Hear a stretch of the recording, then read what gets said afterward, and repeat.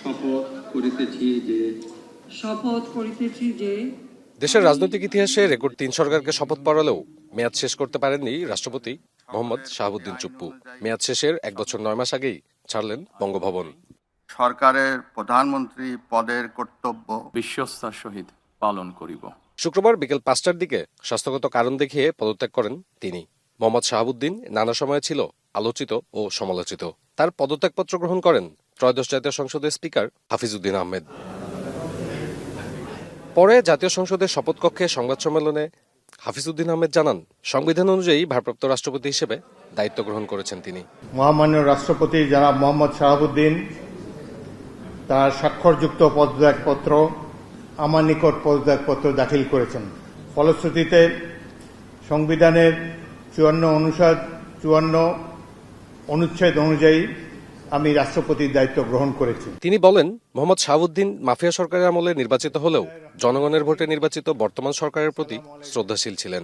তিনি মাফিয়া সরকারের আমলে নির্বাচিত হলেও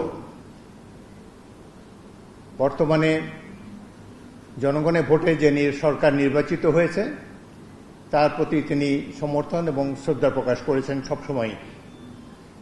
আমি তার মঙ্গল কামনা করি। স্পিকারের পদ শূন্য থাকায় ত্রয়োদশ জাতীয় সংসদের স্পিকারের দায়িত্ব পালন করবেন deputy speaker barrister Kaiser Kamal. Vitamin E ও সি সিরাম 8টি প্রাকৃতিক অয়েল সমৃদ্ধ লিলি সিরাম অয়েল, যা চুল পড়া কমায় মাত্র 30 দিনে। ডেপুটি স্পিকার সাহেব তিনিও যখন ডেপুটি স্পিকার হিসেবে শপথ নেন, শপথের অংশে বর্ণিত থাকে যখন বলা হবে কোনো কারণে যখন স্পিকারের চেয়ার শূন্য থাকবে তখন ডেপুটি স্পিকার স্পিকারের পদের দায়িত্ব পালন করবেন। 2024 সালে 5 আগস্টের রাজনৈতিক পট পরিবর্তনের পর থেকেই রাষ্ট্রপতি মোহাম্মদ শাহাবুদ্দিনের পদত্যাগ নিয়ে নানা আলোচনা শুরু হয়, যার ইতি ঘটল অবশেষে।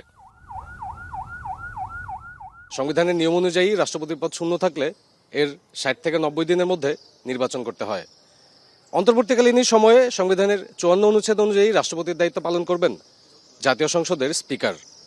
এখন জাতীয় সংসদের সদস্যদের মাধ্যমে নির্বাচিত হবেন দেশের পরবর্তী রাষ্ট্রপতি।